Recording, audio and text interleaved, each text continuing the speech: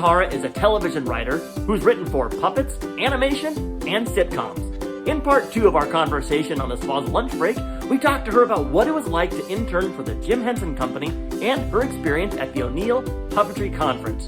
But Sean started the conversation off asking her, how can someone break into the business?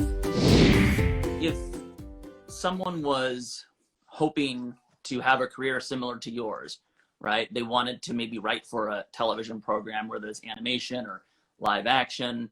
What do you tell people when they say, oh, I want to do what you do. I want to write for Sesame Street. I want to write for Marvel. I want to write for a sitcom. How do people do that?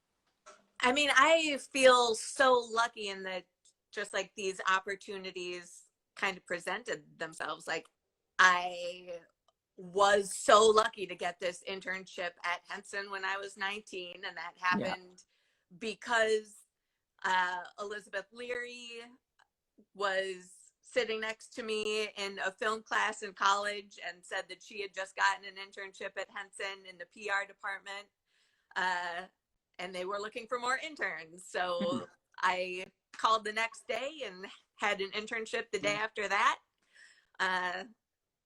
And then that just kind of kept building and building. So I had access to Joey when I decided that I wanted to start writing for puppetry. Right. So I guess the advice I would give is just like kind of get into this network of puppeteers, because this is really like making these connections are how things are possible. And especially with children's television, I think it is easier to get into than adult scripted. Okay. That I actually ended up getting really mainly, my agents made that happen, and I got an agent through entering a pitch competition at a TV festival. So I definitely recommend any screenwriting competition or pitch competition. Those things are another way of building a different kind of community. But really it is just like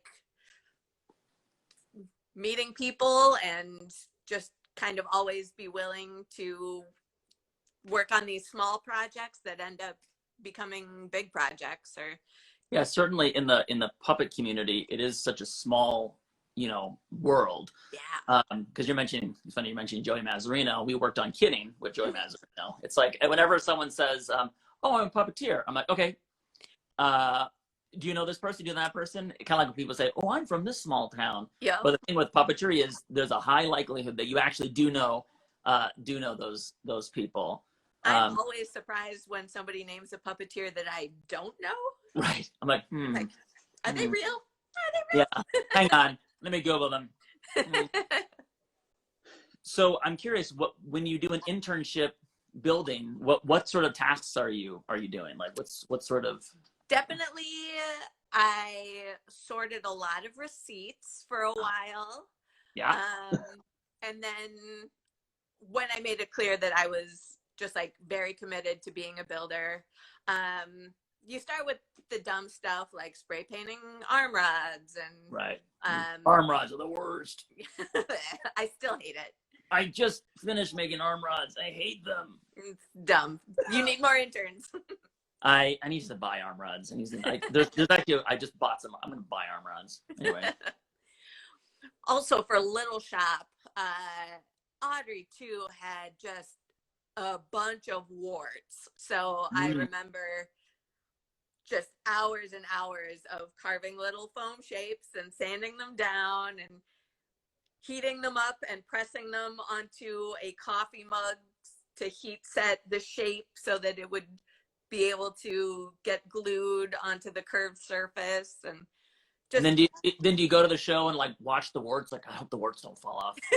I don't want my wart that I made to fall off. Or I'd just like elbow a friend and be like, see that big furry wart on the front? That was me. I made this show real. Now, you mentioned that you went to the O'Neill Puppetry Conference. Yeah. I have actually never been. My wife has been years ago when it was it was newer. Mm-hmm. But I would love to hear a little bit about that experience, because I feel like that is when people want to get interested in puppetry and when they want to get involved in the puppetry, I always recommend join your local guild, go to a Puppeteers festival. And I haven't done it myself, but I know the O'Neill Puppetry Conference is a great experience for a lot of people. I'd love to you to tell me a little bit about that, you know, share with our audience what it is. And definitely made me, like, it was very life-changing.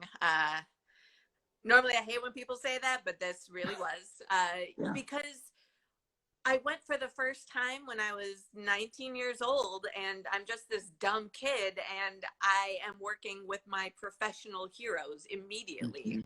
Right. And everybody there is just so generous with their knowledge and so thrilled that you also want to be in this community, and they will just do anything for you. And it's so exciting because you just get to explore ideas and just screw up terribly, but keep trying new things. And everybody comes at it from such a different background also, that like any kind of style that you're curious about, there's going to be somebody who can help you out.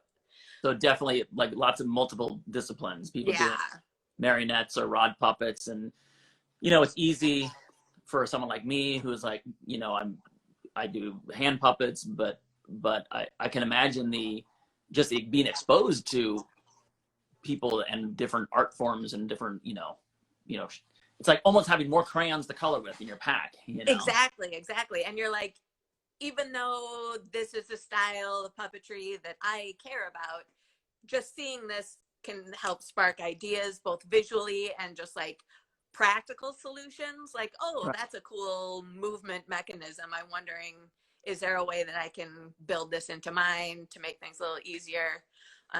So just, having all those extra skills is always going to come in useful.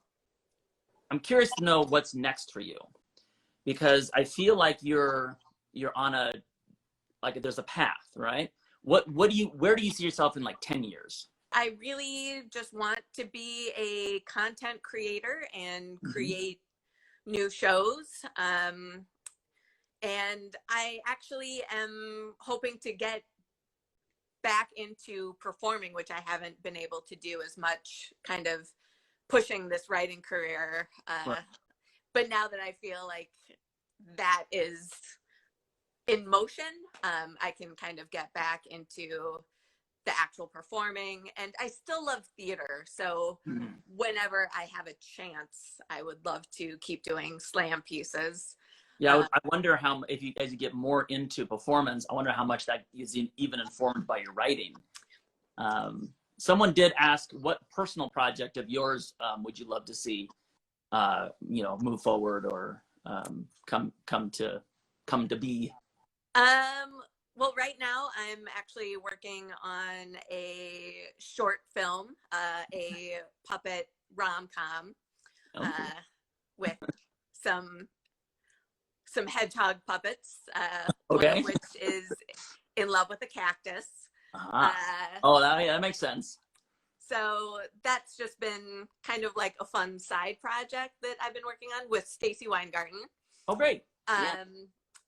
And just kind of, that was a fun, I want to puppeteer more, so I'm going to write a thing. And Stacy wants to direct, so she's going to direct this thing. Awesome. And that's, again, like another great example of, if this is something you want to pursue for yourself, you and your friends can just do it and get it on its feet. Someone asked, I think this is interesting because today is a different world than perhaps have asked this question in 2019, but they asked, does location matter? That is a good question. I think if you are a builder and a performer, I think LA and New York and now Atlanta make a lot of sense. But I think once you're more established, then I think these days you can kind of be based anywhere as long as you can get to New York or LA or Canada. Yeah, because, obviously Sesame Street's located in New York. You're still writing for them, and here you are in LA. Yeah. I would say that's distant work, And how is that a pandemic outcome, or is this sort of like how it was naturally when you moved out? With Sesame, because it's not a full-time room, Mm-hmm. that part isn't new, but definitely because of the pandemic, it's a lot easier to just kind of be wherever. I'm writing on doing some freelance for some other shows that we have writers, California, New York, and Denmark. Wow. So it's just like, you can be wherever. And the time zones are a little... Yeah, as long as you're willing to get up at 3 a.m. to meet your coworkers. And what's the experience like? Like the difference between writing in a room and writing over Zoom? Like, tell me a little bit about that. Fewer snacks, which is a bummer. Womp womp. I have to buy my own seltzer water. But other than that, definitely we miss just kind of the downtime with each other. Right. I'm writing the script on my own. I have a quick question. I'm going to wander over to your office and bother you for a few minutes. Right. Like the stuff that happens before and after a meeting. That can sometimes be, that's when someone says, oh, hey, I'm thinking of like a thing I want to talk to you about later. Definitely when we meet over Zoom, it is great. And I still feel really connected to all my coworkers. Yeah. But I think that's also like there is conscious effort put into that because we also do Zoom happy hours and just like random check-ins to kind of facilitate that community sense, which you really need if you're going to be writing together, I think. As sort of a technical question, when you're writing for a show like Sesame Street, is it broken up? Like, do someone write the street segments? Does someone write the little bits? Obviously, other people write the songs, but I'd love to hear how that workflow works. So they'll assign the street stories to the writers, and that goes through a whole process. Like we'll pitch ideas, and then really work with the head writer one-on-one to turn an outline, and then everything gets tested by curriculum. Eventually your episode even gets turned into like a storybook. So it's read to children to see what resonates, what's not clear, fixing story problems that way. But then all the other segments get written all at once in chunks and get assigned same way. But like definitely a full episode isn't written by just one writer. Okay. Children's media, what is it going to look like in the next 5 or 10 years? I mean, besides the fact that it'll probably just be beamed straight into the kids' eyeballs. We'll remove the screen from the process and just insert it. But what do you think from where you sit, 5 to 10 years, what's children's media going to look like? I think the thing for me that is very exciting that I'm seeing is the amount of effort that's being put into making it so much more diverse. Yes. Racially, I think gender stereotypes are definitely being challenged. Yeah. We're seeing a lot more characters with neurodiversity and better representations of disability and just really thoughtful ways of approaching this. Right. So I think people are really doing a lot of work and also elevating those voices, not just with characters on screen, but also within the entire structure, producers, animators, designers. So I think we're just going to see so many great new kinds of very specific characters. And I think that's just going to open up so much in terms of the types of stories we're telling. Thank you for watching. Please join us for the next episode of the Swazzle Lunch Break.